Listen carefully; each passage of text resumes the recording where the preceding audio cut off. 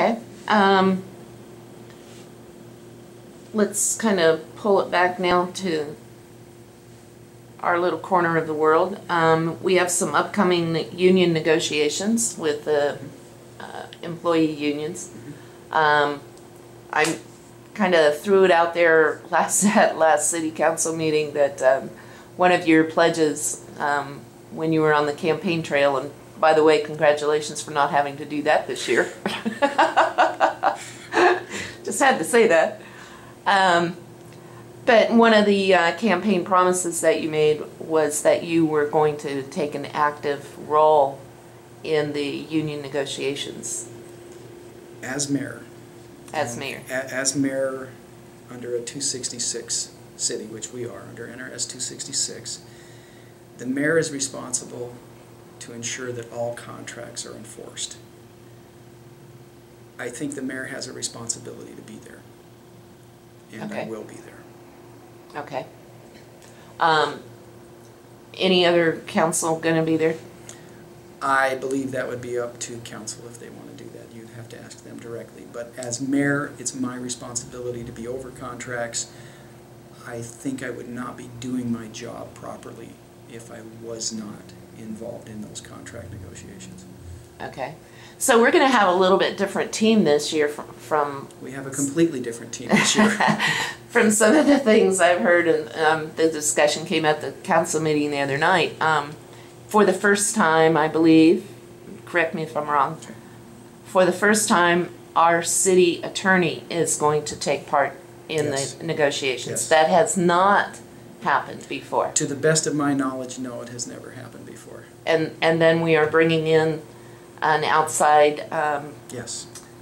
We're bringing negotiator, outside counsel. outside counsel, Sure.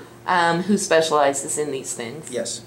And then the city manager, I would assume. Yes, the city manager will be. So before, the negotiations were always left to solely to the city manager and the internal services director, Well, the HR director. HR director. Right.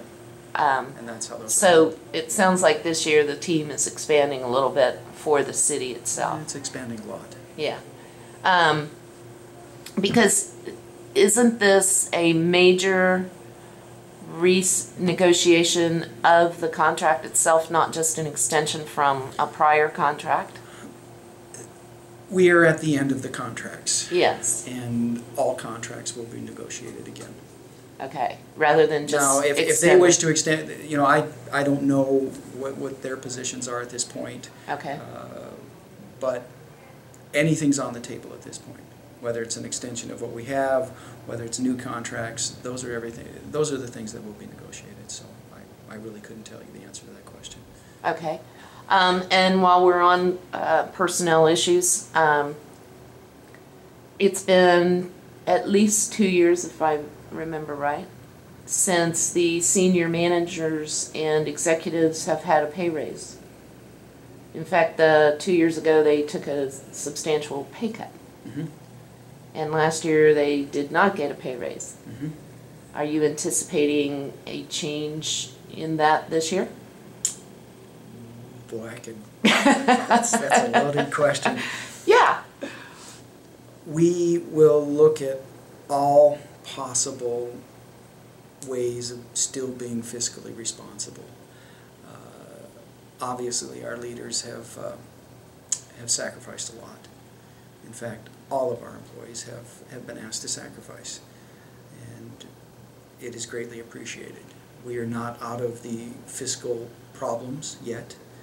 Mesquite has been fortunate enough to remain as one of the most fiscally sound cities in the state of Nevada because of the efforts of city staff and the elected officials working together to find ways to do more for less.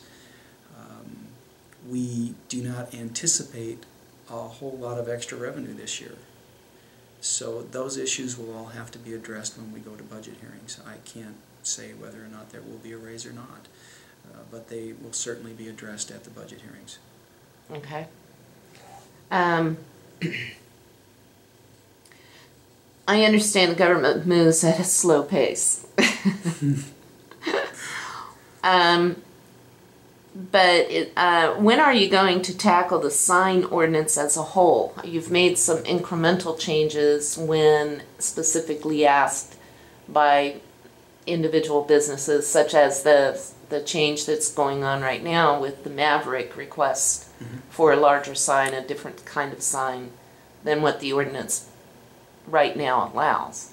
But you've talked in the past about a major review and some fundamental changes in that sign ordinance, and for some reason that ordinance has always been I don't know. Well, there's a handful of ordinances that pique the interest of many people. Right. No, that's a good way to put it. And the sign ordinance is definitely one of those.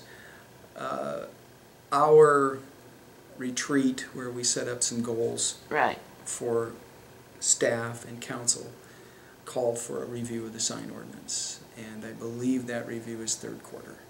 So they're working on the issues. We should have some more information by around the third quarter this year. Now, is that third quarter calendar year or third quarter fiscal year? Good question. I'm going with calendar year myself. Okay, I never did ask that question. I'm going with calendar year, so. Okay, all right.